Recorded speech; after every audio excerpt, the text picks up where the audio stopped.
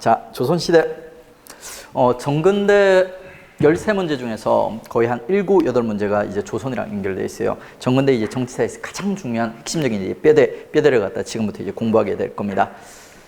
조선 공부하기 전에 이제 조선과 관련된 배경 지식 몇 개 정리하고 들어가겠습니다. 첫 번째 이제 조선을 주도했던 정치 세력. 고려는 마디를 나눌 때 고려를 주도했던 호문무권신에서 5개의 정치 세력을 중심으로 마디를 나누었죠. 조선은 그렇게는 안 할 거예요. 근데 그럼에도 불구하고 조선도 있죠. 조선을 주도했던 정치 세력이 아주 중요한 역할을 갖다 수행하게 될 거기 때문에 조선의 이제 정치 세력들을 먼저 잡고 들어가야 돼요. 근데 이 두 정치 세력이 우리가 처음 보는 세력들이 아니라 고려 말에 있죠. 사대부가 신진 사대부가 2개의 파벌로 나뉜다고 했어요. 정도전을 중심으로 하는 혁명파 사대부, 그리고 또 하나는 정몽주를 중심으로 한 옹건파 사대부에서 2개의 파벌로 이제 나뉜다고 했습니다. 요 2개의 파벌이 결국 연결돼서 들어오는 거예요. 연결돼서 정도전은 계승하는 혁명파 사대부가 조선에 있죠. 관학파, 사장파를 갖다가 구축하게 돼요. 얘들이 이제 조선 초의 주도권을 잡고 조선의 이제 시스템을 갖다가 구축했던 애들입니다. 그 다음에 정몽주가 살해당하면서 길지란 애가 그 신진 사대부들, 옹건파 신진 사대부들을 이끌고 향촌에 짱 박혔다고 했죠. 그 향촌에 짱 박힌 애들이 조선에 있죠. 사학파, 살인파란 이름으로 다시 등장하게 될 거예요. 그래서 이제 조선을 주도하는 2개의 이제 정치 세력이 관학파, 정도전의 후에 사학파, 살인파, 정몽주 후에 2개의 정치 세력이 있는 거예요. 요 2개의 정치 세력을 갖다 여러분들이 있죠. 얘들이 어떤 성향을 가지고 있는지 지금 구별을 갖다 하셔야 됩니다. 얘 둘을 갖다 구별할 때 일단은 중심을 있죠. 사학파, 살인파로 잡는 게 좋아요. 왜? 이 둘 다 결국에는 성리학자거든요. 성리학자인데 얘들은 순수한 성리학자예요. 둘을 비교했을 때 얘들은 딱 성리학자의 성향을 가진 순수한 성리학자. 거기에 비해서 관학파, 사장파는 있죠. 얘는 성리학자는 성리학자인데 그 성리학을 갖다 현실 정치에 이용하려고 했던 애들입니다. 부국광병, 나라를 부유하게 하고 강하게 만들기 위해서 성리학을 갖다 이용하는 애들이었던 거예요. 좀 덜 순수한 성리학자. 얘들은 순수한, 얘들은 실용적인 성리학자. 이렇게 이제 둘을 캐릭터를 잡아주시고 있죠. 구별해 주시면 쉬워요. 먼저 이제 우리가 성리학자, 덜 순수한 성리학자 이렇게 구별할 거니까 성리학이 이제 뭔지 좀 알아야 되겠죠. 그래서 성리학과 관련된 배경 지식 좀 한번 정리해 보겠습니다. 교재 보시면 이제 113페이지요. 113페이지. 사상사 얘기예요. 사상사 얘기를 갖다가 조금 이제 앞당겨서 한번 보도록 하겠습니다. 조선은 이제 성리학자들이 주도하기 때문에 이 성리학자들의 기본적인 성향이 어떤지 여러분이 좀 알아두셔야 돼요. 먼저 이제 유학에 대해서 한번 보도록 할게요. 유학에 대한 하나의 해석이 성리학이에요. 유학이 이제 더 근본이 되죠. 유학을 한자로 쓰면 선비유자, 가르칠학자 이렇게 되는 거예요. 선비들의 가르침, 그리고 이제 이 선비들이 누구를 얘기하냐면 우리가 알고 있는 공맹이에요. 공자와 맹자. 이 사람들이 이제 뭐라고 얘기하냐면 이 사람들이 활동했던 시기가 중국의 춘추 전국 시대예요. 여러분 한나라 아시죠? 한나라. 그리고 진시황 아시죠? 진시황이 중국을 최초로 통일했는데 준시황이 중국을 최초로 통일하기 직전의 혼란기, 500년간 혼란기가 춘추전국 시대예요. 춘추전국 시대. 그 혼란을 갖다 바로잡기 위해서 중국에서 다양한 사상들이 등장해요. 이거를 갖다 뭐 제자백과 사상 이러는데 우리 시험에 안 나오고 이거는 이제 세계사 영역입니다. 그 다양한 사상 중에서 하나인 유학은 있죠. 윤리와 명분을 통해서 이 혼란을 바로잡아야 된다고 했던 거예요. 이 혼란을 갖다가 우리가 윤리를 지키고 명분을 통해 가지고 명분을 갖다 지키게 되면 이 혼란은 바로 잡아지고 질서가 이제 회복될 것이다. 이렇게 주장을 했던 겁니다. 그래서 이제 아래에서 위로 있지 않습니까? 충과 효라는 윤리를 지키고 그 다음에 수평적으로는 있죠. 여러분 의리 들어본 적 있죠? 의리를 지키고 그 다음에 이제 위에서 아래로는 인자함 들어본 적 있죠? 이런 이제 윤리 도덕들을 갖다 우리가 위에서 아래로, 아래에서 위로 그 다음에 수평적으로 지켜나가면 세상은 저절로 이제 평화롭고 질서 있는 사회로 되돌아갈 것이다. 이렇게 주장했던 게 이제 유학자들이에요. 근데 이제 이 유학자들이 크게 한번 타격을 받게 돼요. 누구한테? 이 춘추전국 시대를 갖다 통일했던 있지 않습니까? 진시황한테. 왜? 진시황이 춘추전국 시대를 통일했는데 진시황의 사상적 배경은 법가라는 엄격한 법을 갖다 적용시키는 이런 사상이거든요. 근데 이제 이 사상들이 유학자의 눈으로 봤을 때는 마음에 안 들었나 봐요. 유학자들이 진시황을 갖다 욕을 합니다. 뒤에서 뭐라고? 야, 네가 하는 정치는 왕도 정치, 수준 높은 왕도 정치, 윤리와 도덕을 통한 통치가 아니라 수준 높은 시정잡회나 하는 깡패들이 하는 패도 정치다 하면서 진시황을 갖다 까댔던 거예요. 그랬더니 이제 화끈한 진시황이 있지 않습니까? 공자의 제자 그 선비들을 갖다 전부 다 산채로 묻어버립니다. 일명 이제 분서갱류 사건이라 해가지고 산채로 선비들을 다 묻어버리고 있죠. 유교와 관련된 책들을 갖다 전부 불살라버린 사건이 등장하게 되는 거예요. 그러고 나서 이제 유교가 큰 타격을 받게 되고 있죠. 그 다음 시대에 보면 이 타격을 받은 유교로 갖다가 이제 복원하는 사업들이 일어나게 되는 거예요. 그게 바로 이제 훈구학적 유학이라고 봅니다. 훈구학은 있죠. 유교로 갖다 복원하는 유학의 일파라고 보시면 돼요. 그러다가 이렇게 이제 복원된 유학이 고려 때쯤, 우리나라 고려, 중국으로 치면 송나라 때쯤 되면 복원 작업이 이제 거의 끝나게 돼요. 그러면 이제 이 복원된 유학 자료들을 갖다 바탕으로 사람들이 이제 해석을 하는 거예요. 왜? 공자가 왜 이런 얘기를 했는지, 맹자가 왜 이런 얘기를 했는지 사람들이 이해를 못하니까 그걸 갖다 이제 해석하는 작업들이 일어나게 되는데, 그 해석 중에 이제 가장 멋들어진, 가장 이제 초기의 주도권을 잡았던 해석이 뭐냐면 송대, 남송대 성리학이라는 학문이요. 이 성리학이라는 학문은 기본적인 이제 유학의 성격 중에서도 특히 있죠. 어떤 두 가지 측면을 갖다 강조합니다. 어떤 두 가지 측면을 강조하냐면 위계질서를 중시해요. 위계질서. 세상 모든 만물들을 갖다 수준을 나누는 거예요. 수준 높은 존재와 수준 낮은 존재. 이렇게 나눈 다음에 그 다음에 수준 낮은 존재는 무조건 있죠. 수준 높은 존재에게 순종하고 복종하라 하면서 얘기를 하는 거예요. 유학 중에서도 성리학의 특히 중요한 두 가지 특징이 바로 요거예요. 위계질서를 나눈 거 있죠. 밑에 있는 애들은 위에 있는 애들에게 복종하고 순종해라. 이게 바로 이제 성리학이에요. 세상 만물을 모두 이렇게 수준을 나누는 거예요. 정하고 기, 이게 수준이 낮은 존재거든요. 요게 수준 높은 성과 리에 순종하라.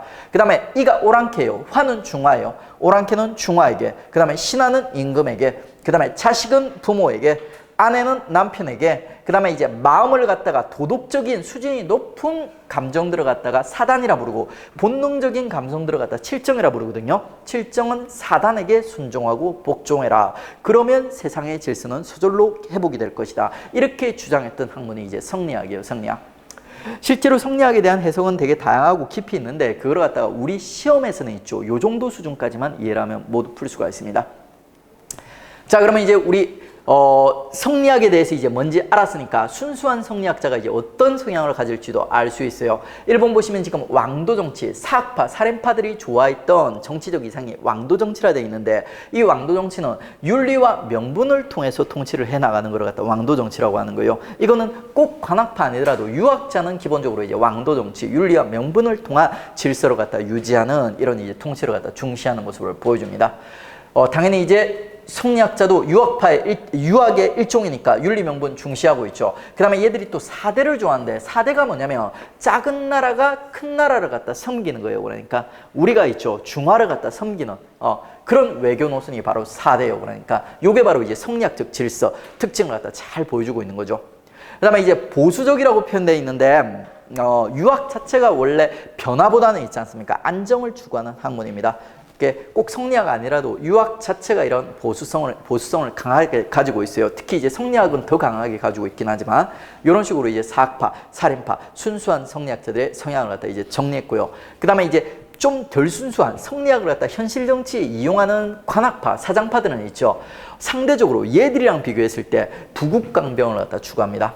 얘들은 성리학을 갖다 나라를 강하게 하고 부유하게 하기 위한 도구로서 이용을 하는 거예요. 그렇기 때문에 실용적이라는 평가를 받습니다.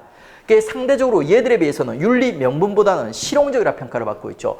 얘들에 비해서는 무조건 사대를 취하기보다는 상대적으로 자주적이다, 이렇게 평가를 받아요. 그 다음에 얘들에 비해서는, 얘들은 무조건 세상이 안정되기를 바라는데 얘들은 세상이 더 부유해지고 더 강해지기를 갖다 원하거든요. 그래서 진취적이라 평가를 받는 거예요. 요 두루 갖다 이렇게 기본 성향을 비교해 주십시오. 그리고 이걸 갖다 이제 적용하는 거예요. 역사에 있어서 있지 않습니까? 살인파, 사학파, 사대적인 이런 세력들은 있죠. 무조건 우리 역사를 갖다 중국과 연결하고 싶어 하는 거예요. 그래서 기자조선, 기자라는 인물이 있지 않습니까? 주나라 무왕, 중국의 주나라 무왕이 고조선의 제후로 책봉했다는 인물이에요. 그 기자를 갖다가 중시해가지고 중국, 우리 역사가 중국으로부터 뻗어났다 하는 내용으로 갖다 얘기하고 싶었던 거예요. 그래서 얘들은 단군보다도 기자를 중시해요. 왜? 사대적이니까. 그에 비해서 자주성이 강한 관학파들은 있지 않습니까? 중국 역사와 대등한 있자, 시작을 알리는 단군이라는 역사적 인물을 갖다 중시하는 모습을 보여주는 거죠. 역사적 자주성을 보여주는 거죠. 그 다음에 둘 중에 기술은 누가 중시했을 것 같아요? 기술은? 자연스럽게 관학파예요. 얘들은 변하는 걸 싫어해요. 그러니까 기술 경시합니다. 근데 관학파는 있죠. 부국강병을 추구하는 애들이에요. 실용적인 애들이에요. 당연히 기술을 중시하는 거죠. 그 다음에 얘들의 학문적 성향을 보시면 있죠. 사학파, 사림파는 경학을 중시한다고 되어 있는데 경학이 뭐냐면 있죠. 유교 경전에 대한 학문이에요. 공자왈, 맹자왈에 대한 열심히 암기를 하고 그 다음에 이 이해도를 갖다가 시험 보는 학문이 바로 경학이에요. 당연히 성리학 오타쿠, 유교 오타쿠다 보니까 경학 좋아하는 거죠. 그에 비해서 관학파 애들은 있지 않습니까? 경학보다도 사장을 중시해요. 사장은 글짓기예요. 시를 쓰고 문장을 갖다 만드는 거예요. 지금의 논술이랑 비슷하죠. 아무래도 이제 경학보다는 좀 더 창조적이고 있죠. 요런 이제 학문에 애들이 이제 그 관심이 많은 거예요. 사장 중시. 그 다음에 타사상, 뭐 도교라든지 불교에 대해서는 누가 더 관대하고 누가 더 배타적인 태도를 취했을까요? 상식적으로. 누가 더 배타죠? 당연히 얘들이에요. 왜? 성리학 오타쿠니까. 얘들은 성리학 빼고는 다 나쁘다는 거예요. 그래서 이제 초제, 소격서 폐지, 그뿐 아니라 이제 뭐 또 뭐죠? 그러니까 고려 때부터 지속되었던 뭐 승가 폐지 이런 것들을 갖다 살인파, 사학파 애들이 주도해서 시행하는 거예요. 왜? 얘들은 성리학 오타쿠니까. 그 성리학이 아닌 다른 사상은 다 나쁘다는 거예요. 초제 소격서가 이게 도교와 관련된 흔적이에요. 근데 여기에 비해서 관학파 애들은 있지 않습니까? 백성들이 야 이런 걸 통해 가지고 마음의 위안을 갖다 얻는다면 이거 충분히 할 수 있다는 거예요. 그러니까 좀 타사상에 상대적으로 있지 않습니까? 관대한 태도를 보여주는 애들이 관학파 애들입니다. 자, 이렇게 이제 우리 관학파, 사학파, 조선을 주도하는 두 개의 정치 세력 정리했고요. 그 다음에 이제 요 둘 사이에 끼어있는 있죠. 좀 또 다른 세력이 하나 더 있어요. 그게 바로 이제 훈구파라는 애들입니다. 훈구파는 기본적으로 있지 않습니까? 얘들은 관학파를 계승한 애들이에요. 근데 수식어가 변질된 관학파라고 평가를 하는 거예요. 우리가 이제 조선의 정치사를 갖다 곧 배우게 될 건데 세종의 둘째 아들 세조 수양대군이라는 인물이 있죠. 계유정난이라는 부도덕한 사건을 통해 가지고 정통성이 있는 있죠. 자기 조카를 갖다 제껴버리고 왕이 되는 사건이 나오게 돼요. 그게 이제 계유정난이요. 그러면 이제 신하들 조선 초의 건전한 관학파들 대부분은 있죠. 세조의 이 계유정난을 갖다 반대하는 거예요. 반대하면서 조선의 중앙정계를 갖다 장악하고 있던 관학파들이 세조 계유정난 이후에 전부 다 중앙정계를 떠나버리거든요. 그러면 이 비어있는 중앙정계를 갖다 새로운 세력들이 차지하게 되는데 그 새로운 세력들이 누구냐면 있죠. 관학파들 중에 변절자예요. 소수에 있지 않습니까? 배신자들, 세조를 갖다 지지하는 소수의 변질된 관학파들이 중앙정계를 갖다 차지하게 되는 거예요. 그리고 이제 소수의 인물들에게 권력이 집중되다 보니까 있죠. 부와 권력이 집중되다 보니까 얘들이 이제 변질되는 거예요. 고려의 권문세족은 아니지만 얘들이랑 비슷하게 대농장 그리고 강력한 권한을 바탕으로 해서 얘들이 부정부패한 모습들이 이제 등장하게 되는 거예요. 그게 바로 이제 변질된 관학파인 훈구파예요.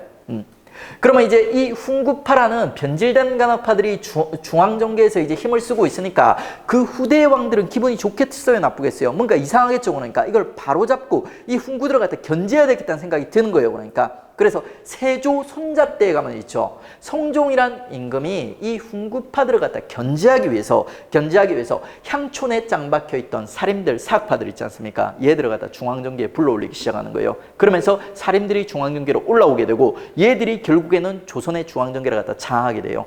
그래서 이제 실제로는 요 사람들이 조선의 이제 진짜 주인공이 되는 모습을 보게 될 거예요. 건설은 관학파가 있는데 뜻밖의 있지 않습니까? 이 계유정난이라는 사건의 여파로서 있죠. 나중에 조선의 진짜 주인공은 나중에 사림이 되게 될 거예요.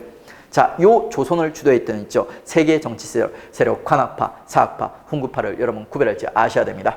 문제도 이렇게 이제 요 세력을 갖다 구별하는 문제들이 나와요. 가나의 기원을 두는 조선의 정치 세력. 지금 보니까 정도전의 혁명파, 정몽주의 온급파죠. 요 두 개의 기원을 두는 조선의 정치 세력이라고 했으니까 관학파, 살인파가 되는 거죠. 먼저 관학파는 성리학 이외의 사상과 학문을 배경화 했다. 말이 되어 안 돼요? 이건 누구 성향이에요? 살인. 그 다음에 살인은 자주적 사관을 갖고 당군을 중시하였다. 이거는 관학파. 그 다음에 나, 사림은 도덕과 의리를 숭상하는 왕도 정치를 추구하였다. 어때요? 요거 사림이죠. 그 다음에 가, 나라의 대립으로 붕당 정치가 전개됐다. 이거 우리가 안 배웠는데 붕당 정치가 조선의 세 번째 말이에요. 사림들이 나중에 중앙정계를 갖다 장하고 나서 있지 않습니까? 정말 사림다운 통치를 하게 되는데 그게 바로 붕당 정치 세 번째 말이에요. 아직 배운 내용이 아니고 요 붕당 정치는 결국 사림과 사림 간의 경쟁이에요. 그렇기 때문에 관악파, 사림 간의 경쟁해버리면 말이 안 되는 겁니다. 자, 이렇게 이제 순수한 성리학자 사림, 그리고 이제 현실적인 이렇게 좀 변질된 실용을 중시하는 성리학자 관악파 해가지고 이제 두 개의 정치 세력, 그리고 변질된 훈구파, 이렇게 이제 구별을 해주십시오. 이 세 개의 정치 세력이 있죠. 조선의 이제 조선왕조 500년의 정치를 갖다 주도하게 되는 거예요.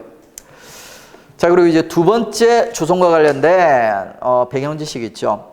역시 이제 조선 마디 나누기로 할 거예요. 조선도 고려랑 똑같이 5마디로 나눌 거예요. 자, 조선의 이제 첫 번째 마디가 관악주도교예요. 우리 정치 세력 3개 배웠죠. 그 중에서 이제 조선을 공국했던 관악 있죠. 관악파. 정도전의 후예들이 주도했던 조선의 이제 첫 번째 말이에요. 이 시기 분위기는 뻔해요. 고려 호 시기랑 거의 비슷해요. 호문무권신의 호 시기. 호 시기는 왕과 신하들, 건국 세력들이 경쟁하면서 고려의 시스템이 짜여지던 시기였죠. 그러니까 그거랑 비슷한 분위기가 요 관악주도교에 펼쳐지게 되는 거예요. 요 시기 때 5명의 왕들이 나오거든요. 요 5명의 왕들 때 신하들과 조선의 건국 세력 관악파 그리고 왕들이 이제 경쟁해 가면서 조선의 이제 시스템이 이제 짜여져 가는 겁니다. 고려랑 비슷하게 왕과 신하들의 경쟁이 일어나요. 근데 고려만큼 치열하게는 안 일어나요. 고려 때는 왕건이 힘센 세력들을 너무 많이 살려주면서 왕과 신하 간의 경쟁이 팍 터지게 광종 때처럼 피를 많이 보면서 이루어졌는데 조선은 고려만큼 아니에요. 그래도 이제 기본적으로 이제 왕과 관악파들이 경쟁하는 모습들, 그 과정에서 왕권이 강했다, 신권이 강했다, 왕권 강했다, 신권 강했다, 요런 이제 모습들이 이제 등장하게 될 겁니다. 요 시기 때 이제 주요 왕이 5명이 있어요. 태, 세, 성. 요 5명 때 이제 조선의 시스템이 이제 짜여져 가는 거죠. 그리고 이제 요 조선의 시스템이 짜여져 가는 과정에서 있죠. 세종의 둘째 아들 수양대군인 세조 때 있지 않습니까? 조선의 중앙정계, 어떻게 보면 조선의 운명을 바꾸는 큰 사건이 하나 일어나게 돼요. 그게 바로 이제 계유정난이라고 있습니다. 세조가 있죠. 정통성 있는 자기 조카 있죠. 조카 단종을 지키고 왕이 되는 사건이에요. 그게 이제 계유정난. 그리고 이제 이 계유정난의 여파로 써있죠. 조선 초기에 조선의 중앙정계를 장악하고 있던 건전한 관악파들 있지 않습니까?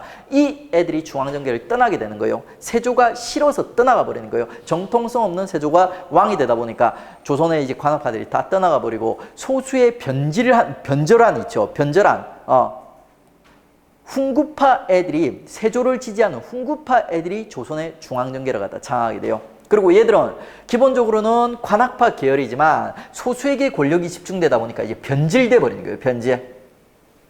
그래서 얘들이 고려 말의 권문세족이랑 좀 비슷한 뭐 대농장이라든지 대지주화되는 이런 모습들을 갖다 부정부패하는 모습들을 갖다 보이게 되는 거예요. 그러면 세조 이후에 있지 않습니까? 성종이라는 왕이 이 훈구들 안 되겠다는 거예요. 얘들을 갖다 어떻게든 이제 견제를 갖다 해야 되겠다는 생각을 가지게 되고 있죠. 얘들을 갖다 견제하기 위해서 새로운 정치 세력을 중앙에 불러올리는 겁니다. 걔들이 누구? 고려 말 있죠. 향촌에 짱 박혔던 길제 후의 사림들이에요. 그러니까 그 사림들이 성종 이후로 있죠. 성종 이후로 중앙정계로 이제 올라오게 됩니다. 주로 요 사림 등장기 때 그리고 성종 때도 있지 않습니까? 중앙정계의 고관직들은 전부 훈구들이 장악하고 있어요. 그러면 사림들은 올라와서 뭐 했냐? 언론기관 뭔지 아시죠, 여러분들? 3사 언론기관을 갖다 중심으로 해가지고 훈구를 갖다 견제하고 욕하는 역할, 포지션을 갖다 잡은 거예요. 그게 이제 사림 등장기 때 사림들의 활동입니다. 여러분 상식적으로 생각해 보세요. 여러분이 훈구예요. 그러니까 내가 영의정, 좌의정이야. 우리나라 국가에서 왕 밑으로 그러니까 거의 최고 탑들이에요. 그러니까 그런 상황에서 어딘지 족보도 모르는 사람들이 올라와가지고 내 뒷담화를 갖다 까는 거예요. 맨날 내 욕을 하는 거예요, 왕한테. 그러면 여러분 기분 좋겠어요, 나쁘겠어요? 나쁘죠. 그러니까 이 힘세고 성질 나쁜 훈구들이 있지 않습니까? 사림 등장기 때 이 언론을 담당하는 사림들을 갖다 때리는 사건. 그게 이제 사림 등장기 때 4번 일어나요. 사림 등장기 역사에 이제 근간을 이룬, 뼈대를 이루는 사건이 4대 사화가 있습니다. 근데 이제 이 4대 사화를 갖다가 결국 사림들이 이겨내요. 사림들의 저력이 뭐냐면 이 옹곰파 사대부들이 길재를 중심으로 해서 향촌에 짱 박힌다고 했죠. 근데 향촌에 짱 박혀가지고 얘가 향촌사의 지방에다 뿌리를 갖다 아주 단단하게 내려놓은 거예요. 탄탄한 그 뿌리를 갖다 내려놔가지고 여기 4대 사화를 거치면서 사림들이 중앙에서 죽어나가도 지방에서 계속 새로운 사림들을 갖다 올릴 수 있을 정도로 있죠. 체력을 갖다, 기초 체력을 갖다 만들어 놓은 거예요. 그러다 보니까 결국 이 사림들이 있죠. 훈구들의 4대 사화를 갖다 이겨내고 있죠. 그 다음 시기 때 결국 조선의 중앙정계를 갖다 장악하게 되는 거예요. 그리고 이제 이 조선의 중앙정계를 장악한 사림들이 있죠. 얘들이 얘들이 주인공이 돼서 정말 사림다운 정치를 갖다 펼치는 거예요. 그게 바로 이제 붕당 정치입니다. 이 사림들의 선생님이 있죠. 그 선생님들의 가르침을 갖다 실현하기 위한 친구들이 모여가지고 붕당을 만들고 있죠. 이 붕당이 언론기관을 갖다 중심으로 해서 서로 공존하고 경쟁하면서 펼치는 정치. 그게 바로 이제 사림들의 정치, 붕당 정치가 되는 겁니다. 근데 이제 이 붕당 정치가 그렇게 건전한 모습을 갖다 오래 유지를 갖다 못해요. 그러니까 이유가 뭐냐면 사림 등장기 때 사림들의 강점으로 작용했던 요소들이 있죠. 다음 시기에 사림들의 치명적인 약점이 돼버려요.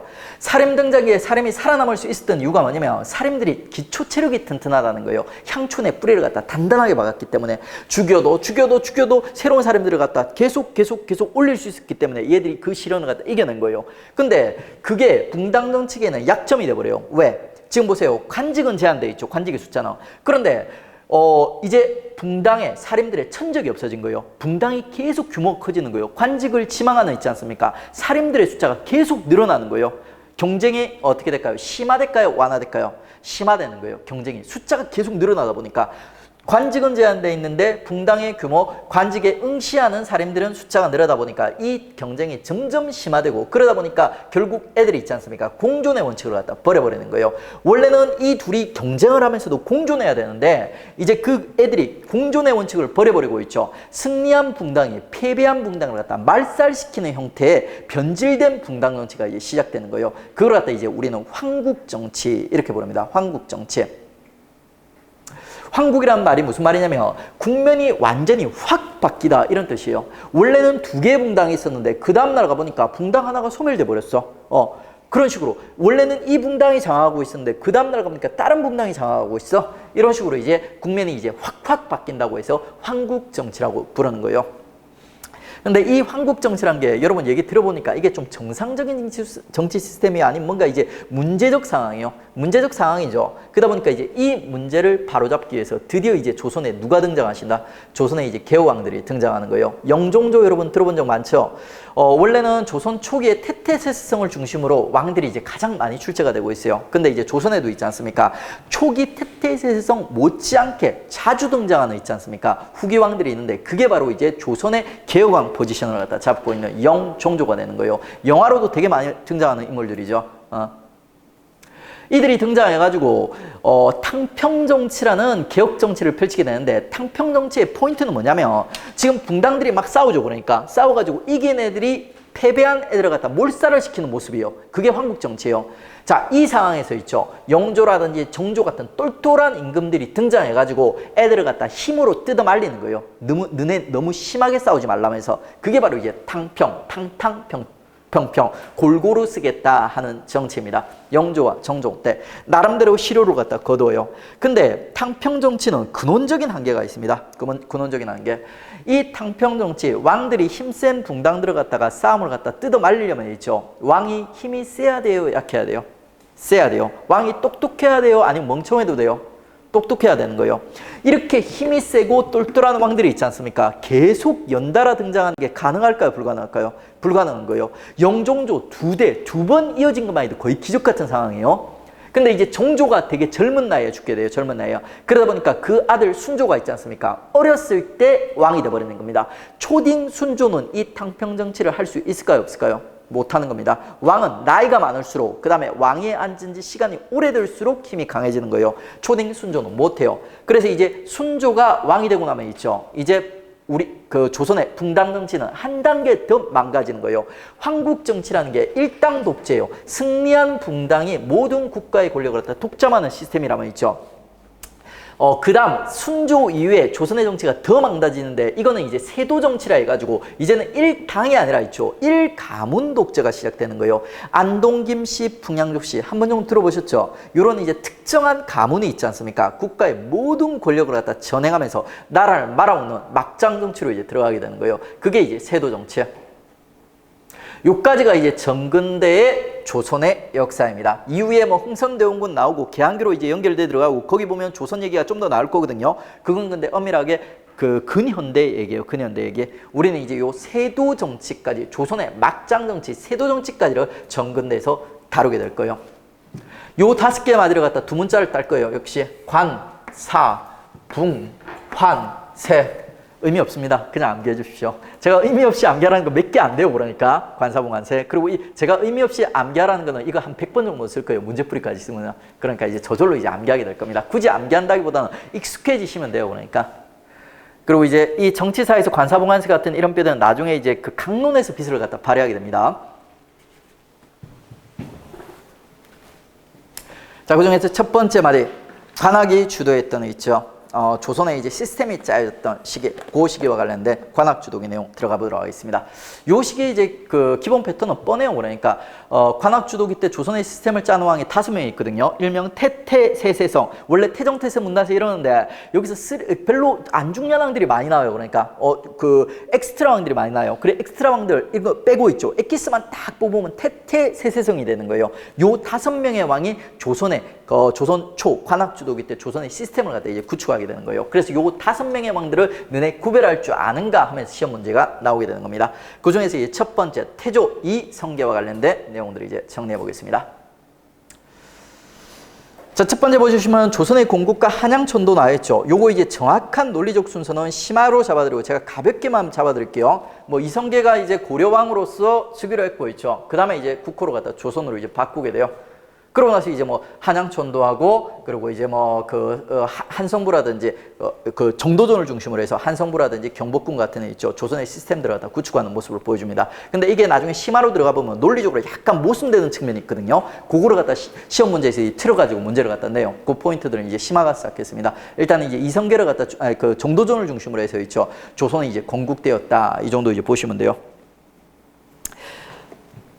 다음에 이제 이성계 때 어떤 색깔의 정책들이 펼쳐졌나 보게 될 건데 우리는 있죠. 이성계 때, 태조 이성계 때 정책의 색깔을 갖다 이해하기 위해서는 이성계를 보면 안 돼요. 이성계는 그냥 얼굴만 하면요.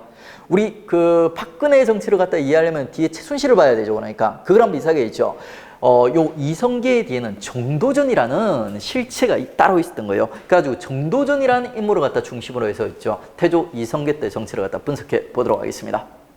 자, 먼저 정도전은 있죠. 관악파긴 하지만 성리학자죠. 유학자죠. 그러니까 조금 짝퉁이가 하지만 유학자고 성리학자예요. 그래서 이 정도전의 어떤 사상적 지향을 보게 되면 얘도 성리학자다 보니까 성리학적 유교국가를 갖다 꿈꾸는 거예요. 성리학적 유교국가. 고려가 유교반 불교반 국가였는데 그 정도전은 있지 않습니까? 이제 순수한 유교국가 100% 성리학 국가를 갖다 만들고 싶어 했던 거예요. 그래서 이제 이 성리학 국가를 만들기 위한 사상적 작업을 갖다 추진하는 겁니다.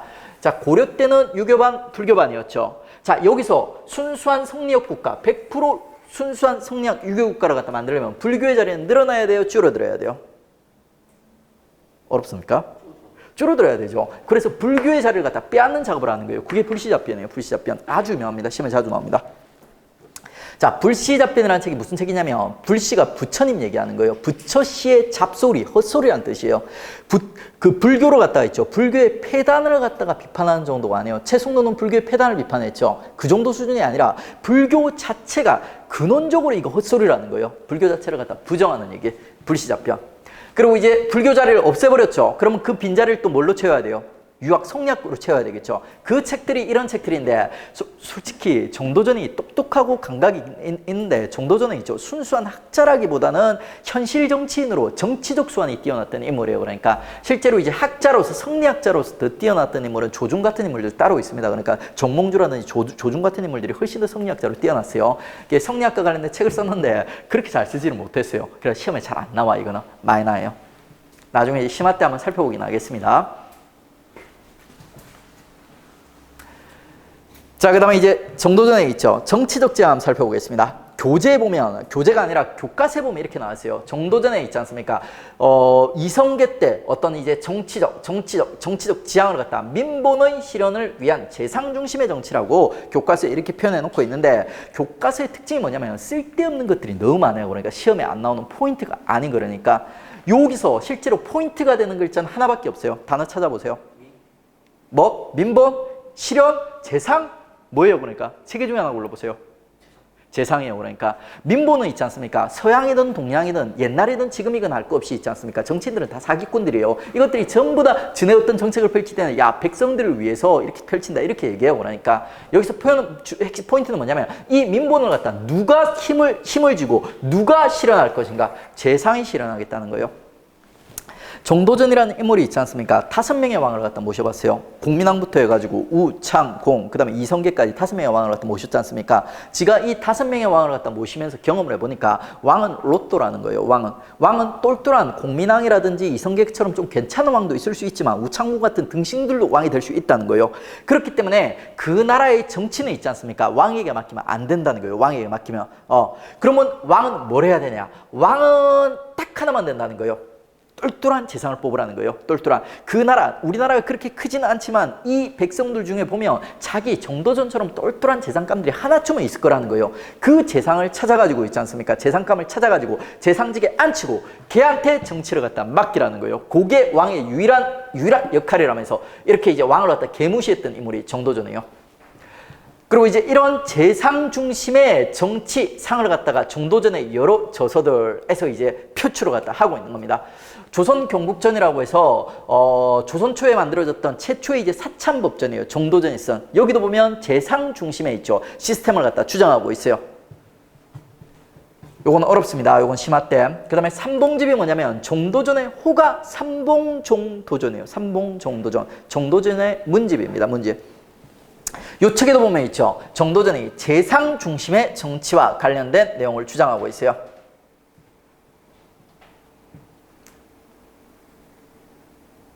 그 다음에 밑에 거는 이제 정도전이랑 직접적으로 연결되어 있지는 않는데 태조 때 있지 않습니까? 경제육전. 조준이라는 인물은 그 관학파, 그 다음에 또 혁명파 자대부를 갖다 상징하는 인물이고 동시에 있지 않습니까? 정통성리학자예요. 이 정통성리학자인 조준이 있지 않습니까? 경제육전이라는 최초의 간참법전, 국가적 차원에서 이제 법전을 갖다 만들어내요.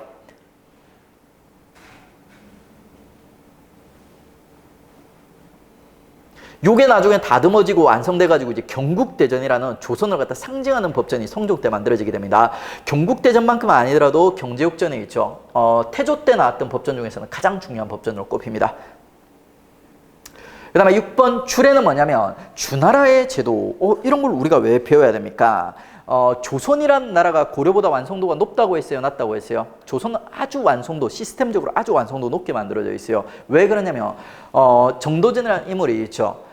맨 땅에 헤딩을 한 게 아니라 주나라, 중국 고대 주나라에 아주 이상적인 제도가 있어요. 주례라는 제도. 그 제도를 바탕으로 우리 실정에 맞게 조금 바꾸어서 만든 거예요. 그래서 이제 조선이라는 나라의 시스템이 되게 완성도가 높게 만들어질 수 있었던 겁니다. 정도전뿐만 아니라 관학파들 있지 않습니까? 이 인물들이 조선의 시스템을 갖다 짜는데 참고했던 그 책, 그게 바로 이제 주례라는 주나라의 제도예요. 그 다음에 학생들이 되게 착각을 많이 해서 제가 한번 정리해 드릴게요. 학생들이 되게 착각을 많이 하는 게 주자가래라는 책이 있어요. 성리학을 만든 인물이 주자고 있죠. 주자가 쓴 예법이, 집안의 예법이 주자가래예요.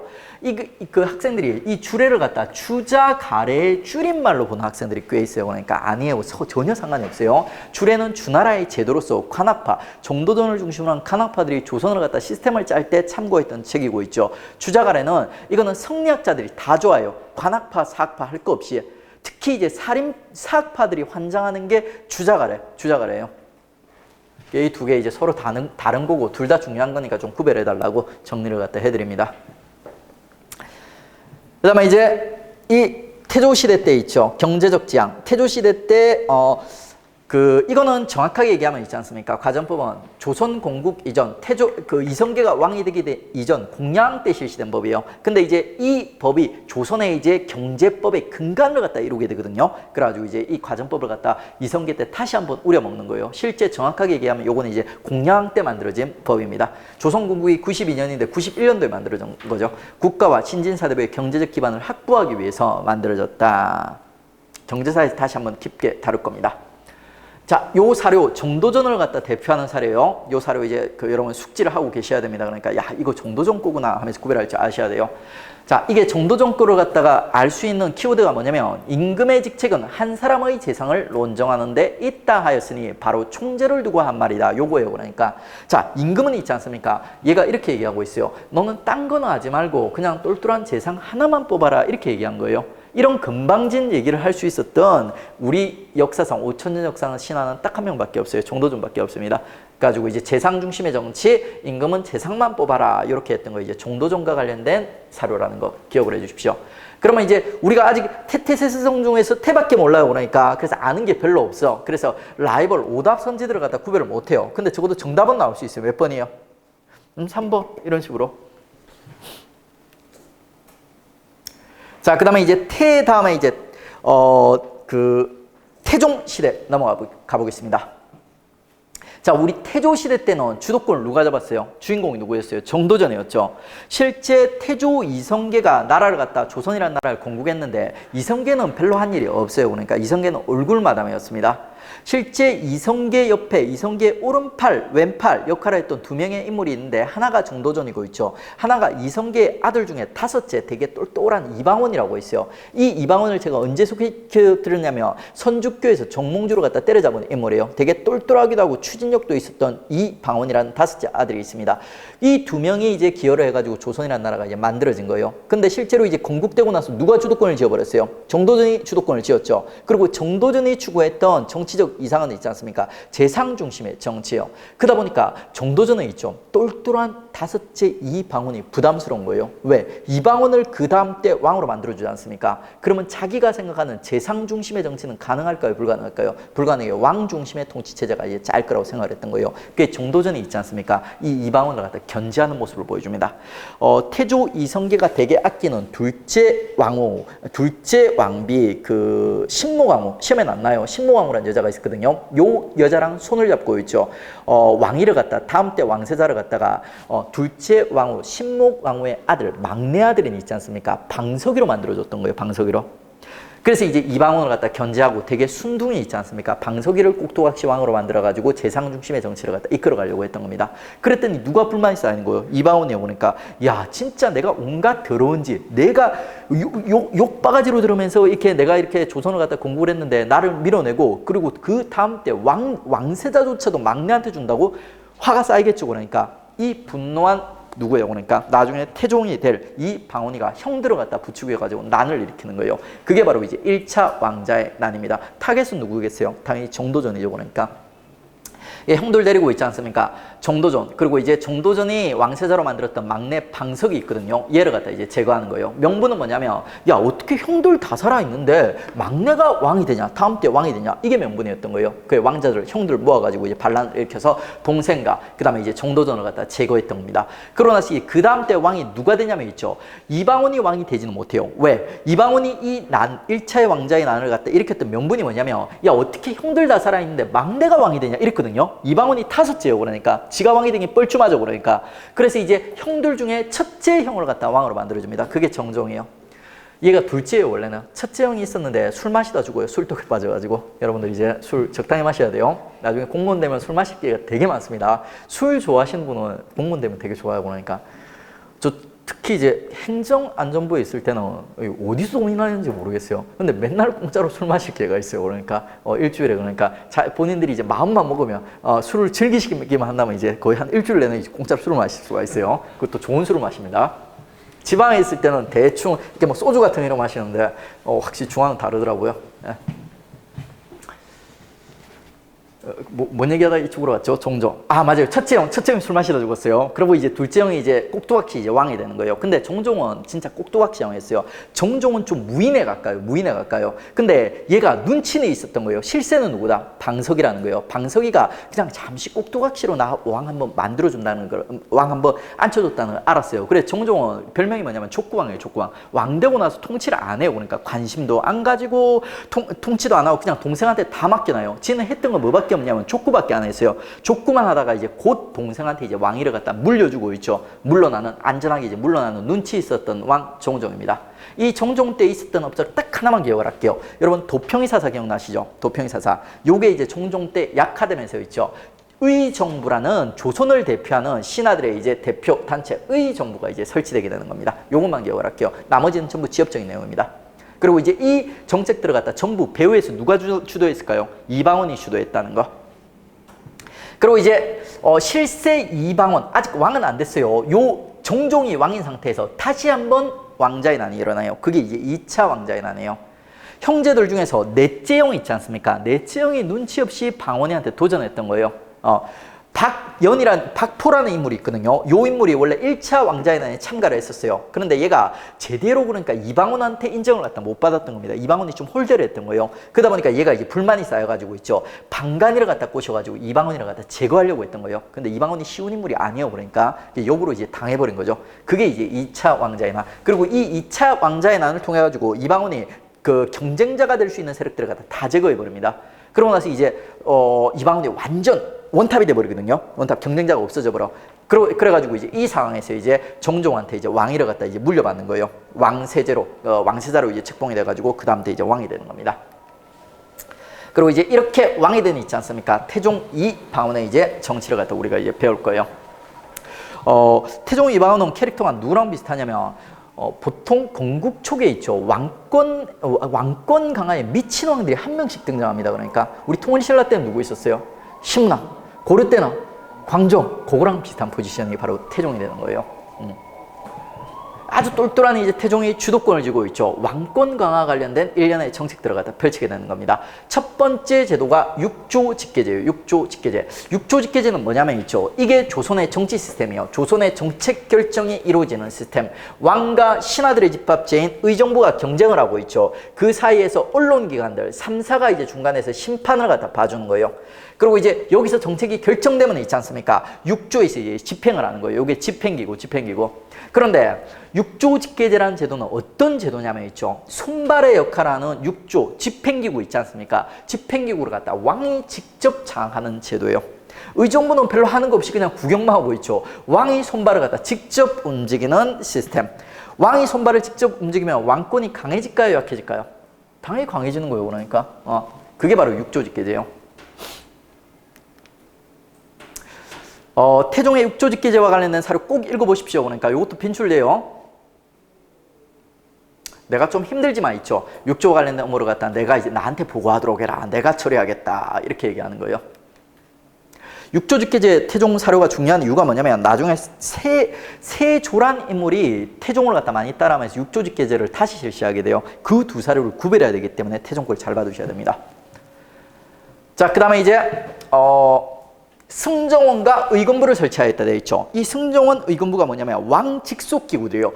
고려 때는 없던 새로운 왕 직속기구가 생겼어. 왕권 강해질까요? 약해질까요? 강해지는 거예요. 제도사에서 더 엄밀히 들어갈 건데 요게 이제 왕 직속의 사법기구, 그 다음에 승자, 받들 승자 들어갔죠. 왕의 비서기구 이런 것들이 왕 직속기구로 설치되는 거예요. 왕권 강해집니다. 그 다음에 사간원 독립, 요것도 조금 머리를 굴려야 돼요. 이 사간원이라는 제도가 있지 않습니까? 사간원이 원래 고려의 낭사를 얘기하는 거예요. 고려 낭사 원래 뭐 하던 애예요? 왕한테 잔소리하던 애들이죠. 그게 원래는 중서문화성 신하들의 집합체에 포함이 돼 있었어요. 근데 이거를 갖다 독립을 시킨 거예요. 중립적인 자료, 독립을. 자, 상대적으로 왕권을 중심으로 판단해 봅시다.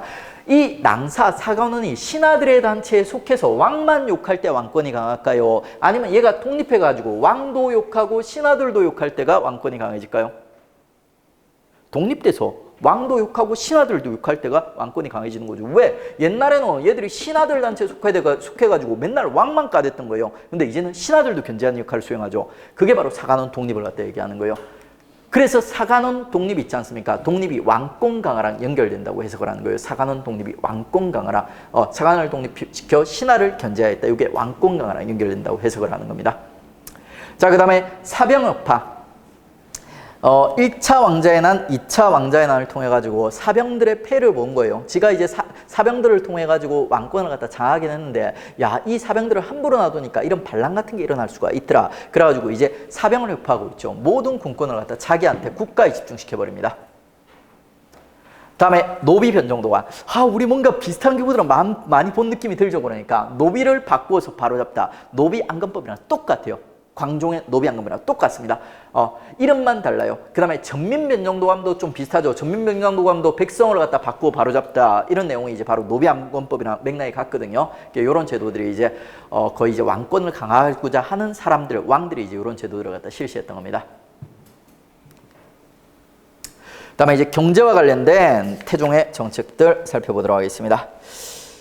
얘는 아무래도 이제 왕이 왕권에 강해지려면 돈이 많아야 되겠죠. 그래서 이제 어떻게 이제 돈을 갖다가 삥 뜯을까, 모을까 하는 고민들을 갖다 했던 거예요. 양전사업, 토지조사 사업이에요. 토지조사 사업. 토지세 열심히 걷겠다는 거죠. 호구조사. 요거는 이제 각 가우들을 조사하는 거예요. 요거는 이제 인구세 많이 걷겠다는 거죠.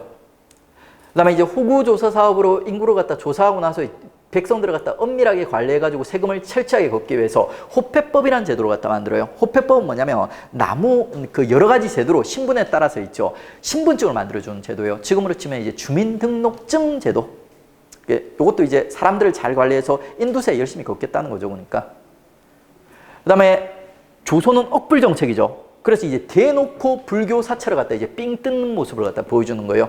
사원전, 그 다음에 노비들 이런 거 다 빼앗습니다. 그러니까 빼앗아서 이제 자기 부자 되려고 하는 거죠. 요 정도까지 봐두세요. 그 다음에 태종 때 있지 않습니까? 아주 특이한 사회정책 2개가 등장하게 돼요. 태종 때 특이한 사회정책 2개. 이게 시험에 되게 아주 중요하게, 특히 사회사에서 중요하게 나와요. 태종이 설을 차대요. 설은 뭐냐면 첫째 부인이 아닌 둘째, 셋째 부인 밑에서 태어난 자식들을 갖다 서울이라 그래요. 고려 때는 서울을 차별 안 했거든요. 근데 태종 때부터 본격적으로 서울을 갖다 차별해요. 문과옹시 못하게 하고 있죠. 그 다음에 무과라든지 잡과를 통해서 관리에 등용돼도 승진을 안 시켜줘요. 이런 식으로 서울을 갖다 차별했던 거예요. 그 다음에 또 과부의 재가를 금지해요. 고려 때는 있지 않습니까? 과부의 재가를 갖다가 그렇게 바람직하게 보진 않았어요. 좀 부정적으로 봤어요. 하지만 법적으로 과부의 재가를 갖다 금지하고 법적으로 어떤 제약을 갖다 가진 않았습니다. 근데 태종이 있지 않습니까? 갑자기 이런 과부 재가 금지 서울 차대 하는 법을 갖다 실시했던 거예요. 이 과부 재가 금지랑 그다음에 서울 차대 둘 다 여성 차별이랑 관련돼 있거든요. 일종의 이제 여성 차별이에요. 여성 차별.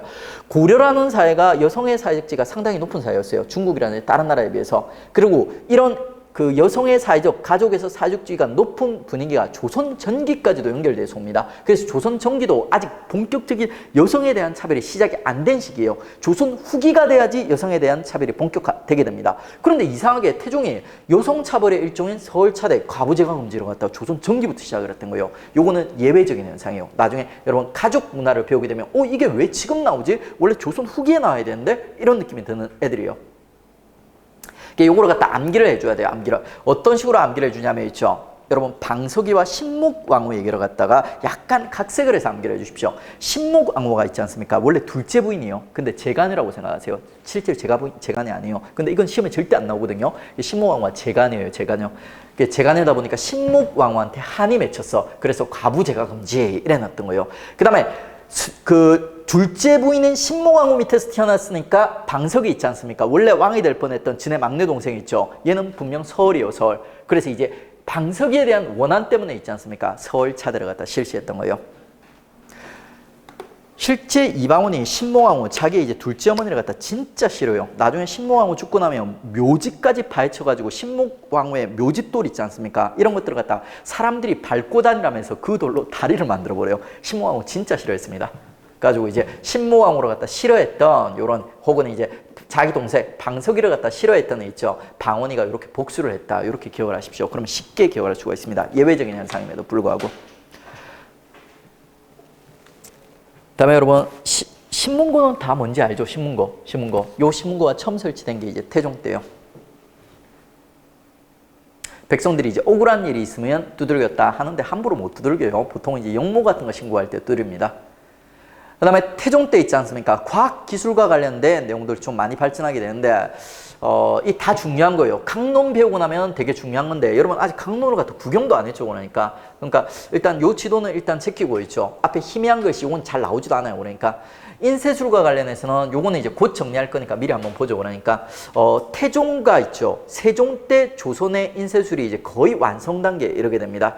그 태종 때 인쇄술 발전과 관련해 세 개의 키워드가 있는데 주자소, 조지소, 개미자 요 세 개예요. 그러니까 요거 세종 거랑만 연결해 주면 되거든요. 그래 이름을 갖다 정확하게 외울 필요 없어. 구별하는 팁은 이렇게 기억하세요. 이 태종이라는 인물의 특징이 뭐냐면 왕권 강화예요. 그리고 이렇게 왕권 강화를 추구하는 과정에서 태종은 있죠. 자기 가까운 사람들의 피를 엄청 많이 봐요. 처음에 이제 자기의 그 사돈집 있지 않습니까? 자기 처남들이죠. 처남들의 도움을 받아가지고 어떻게 보면 이제 왕이 되고 왕권을 갖다 강화할 수 있었어요. 근데 이제 토사구팽이라 해가지고 나중에 자기 왕권이 어느 정도 강해지지 않습니까? 그러면 처남들까지 전부 다 제거해버립니다. 되게 독했던 인물이에요. 왕권을 강화하기 위해서 자기를 아끼고 자기를 지켜줬던 이런 사람들조차도 전부 제거해버리고 왕권을 갖다 독점했던 잔인한 인물이 이방원이요. 그래서 이제 이 이방원이라는 인물이 나중에 있지 않습니까? 죽기 전에 이제 조금 사과를 하는 거예요. 뭐라고? 지읒이죠. 죽여서 개미안 이렇게 사과했다. 이렇게 기억을 하세요. 어이없지만 이게 이제 나중에 이제 세종 거랑 있죠. 구별할 수 있는 되게 쉬운 팁이에요. 그 다음에 이제 무기. 여러분 거북선 하면 이순신 생각나죠? 이순신이 처음 만든 거 아니에요. 태종이 처음 만들었습니다. 그리고 거북선 치고 뭐 비고도선 요 작고 빠른 배도 이제 같이 디자인했다고 합니다. 요 정도만 봐두세요.